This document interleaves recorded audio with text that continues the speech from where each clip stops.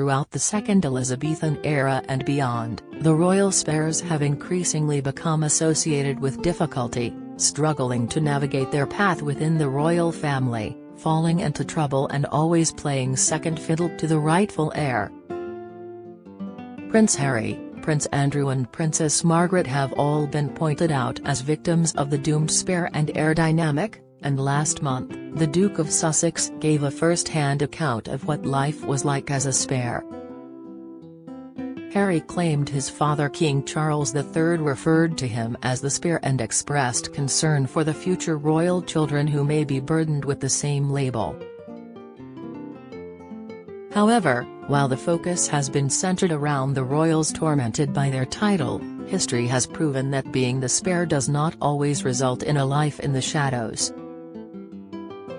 King George VI, by all accounts, Prince Albert, later George VI, was perfectly content with life as the spare heir. His older brother Prince Edward, later Edward VIII, was destined to be monarch and, as many initially believed, was more well-suited to the role than the naturally reserved and shy Albert. Historian and author Andrew Loney noted, David, as Edward was known within the family, was the heir, not the spare, and the dominant figure in the relationship.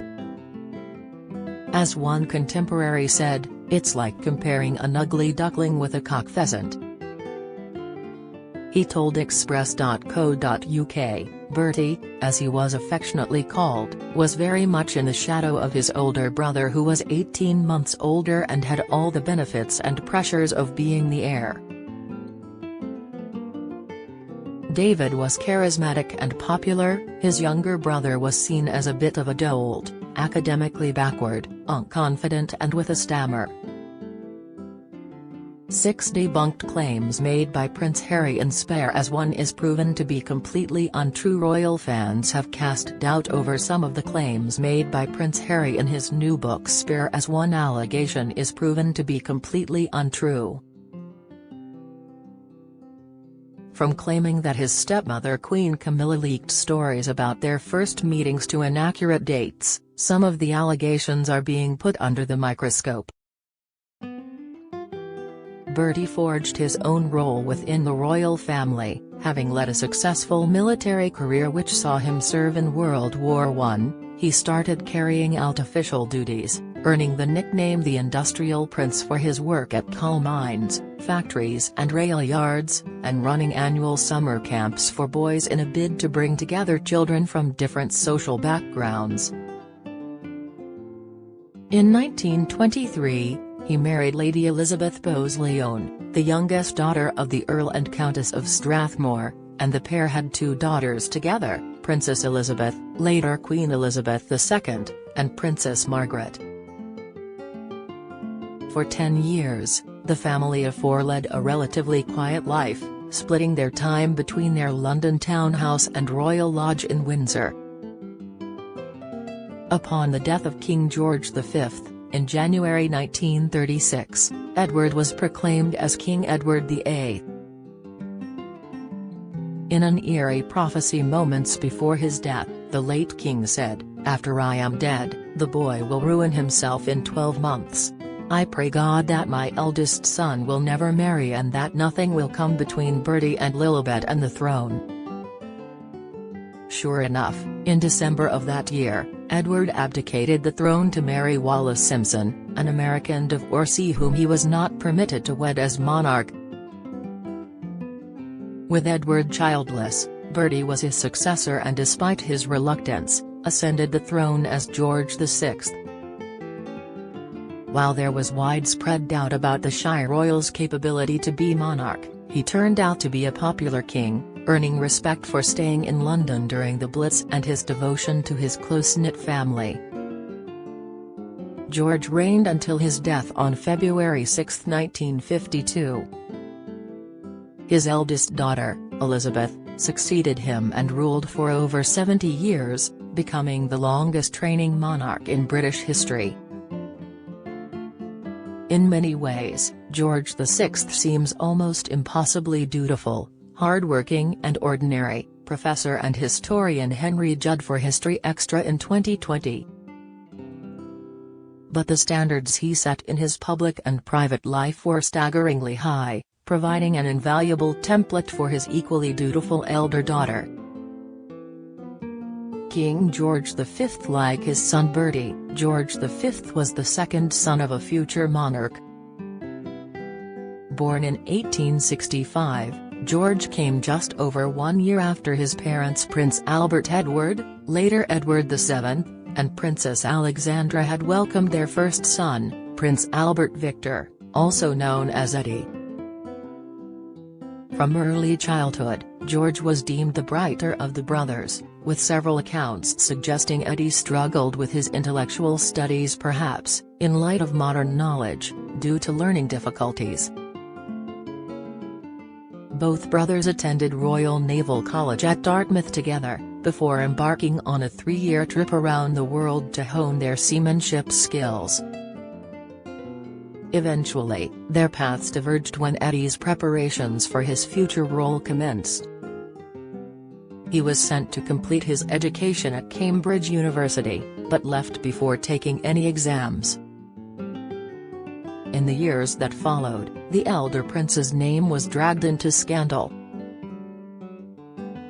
When a male brothel was uncovered on London's Cleveland Street, rumours surrounding a member of the royal family's involvement were rife. Although Albert Victor had not been named personally, it shone a light on the questions surrounding the prince's sexuality. While many have hypothesized whether Albert Victor was involved and what his sexuality may have been, there is no conclusive evidence that he ever went to the Cleveland Street brothel, nor was indeed homosexual. In spite of the claims, Eddie's life soon started to look up. In 1892, he was due to marry Mary of Teck, and the government had suggested that he should become Viceroy of Ireland. But just days into the year, the prince became a victim of a global flu epidemic, and to the shock of his family, he was dead within the week. Subsequently, his brother George became second in line to the throne and faced a life he was unprepared for. In 1901, upon the death of his grandmother Queen Victoria, he became the Prince of Wales, and 9 years later, he ascended the throne as George V following the death of his father Edward VII. Eddie's wife-to-be, Mary of Teck, had also been passed on, and when George ascended the throne, she became Queen Mary. George is often described as a dutiful king who dealt with several crises during his 26-year reign. Initially anxious and inexperienced, George became a national symbol, helped by his impact during World War I. In 1917, he adopted the name Windsor as a response to rampant republicanism and concerns regarding who the king's children would marry if German royals were no longer a viable option. The name change from Saxe-Coburg-Gotha to Windsor was a powerful message to the country, noted historian Alexandra Churchill for History Extra in 2021. As author and historian Alan Robert Clark noted in History Extra in 2018, the view of many in the establishment, the view that history has endorsed, is that the death of Prince Eddie was a lucky break that paved the way for the younger brother, who was perhaps gruff and uninspiring, but a far safer pair of hands. George was the first monarch to broadcast the annual Christmas speech, a tradition maintained by kings and queens to this day. Ms. Churchill described him as the most accessible monarch in British history, adding, "The British people felt like they knew him more than they had ever known a sovereign." In 1935, the year of his Silver Jubilee, the king was stunned by the outpouring of love and affection from the public, so much so that it reduced him to tears. Ms. Churchill wrote, "The man who had been totally unprepared for his role, had become a father figure to the nation. He had gone so far, with his trusted and long-serving advisors, as to rebrand the monarchy, strengthen it and bring it into the 20th century. The blueprint he left endures to this day. In early 1936, George fell ill. He died on January 20, 1936, at Sandringham aged 70, and his eldest son Edward ascended the throne as Edward VIII. William IV, the third son of George III and brother of George IV, William was not expected to come to the throne. Instead, he was sent to sea as a midshipman at the young age of 13. 5 ways the royal family have subtly hit back at Harry and Meghan's claims. The royal family has maintained a dignified silence in the wake of the Duke and Duchess of Sussex's most recent revelations. But keen-eyed royal watchers have noticed some subtle digs from the House of Windsor. He enjoyed a 10-year naval career, including being present at the Battle of Cape St. Vincent, serving in New York during the Revolution, and later being stationed in the West Indies under Horatio Nelson. Out of George III's children, William had the most offspring. All of them, however, were conceived outside of marriage, a result of his relationship with actress Dorothea Bland, better known by her stage name Mrs. Jordan. Together, William and Dorothea had 10 children.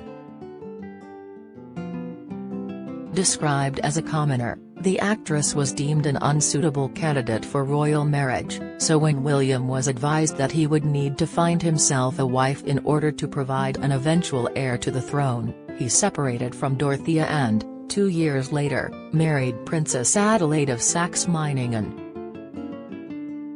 Following the death of George III's only legitimate grandchild, Princess Charlotte, in 1817, several of the king's middle-aged sons had to marry and produce heirs in a bid to continue the line of succession. William's elder brother George IV and Frederick, Duke of York, left no children to survive them. Therefore, when Frederick died in 1827, William became first in line to the throne, and was crowned following George's death in 1830. Aged 64, William IV was the oldest person ever to ascend the throne, only surpassed by King Charles III, who ascended the throne aged 73 in September 2022. He is best remembered for the passage of the Great Reform Bill. Considered a major milestone in British parliamentary democracy, it abolished the rotten boroughs, widened the electorate and provided for secret ballots. It is widely believed by biographers that, had either George IV or Frederick been on the throne at the time, they would have refused to have anything to do with reform. Largely impacted by his wife, William had more of a common touch than his elder brothers and did not succumb to the pomposity often associated with the monarchy.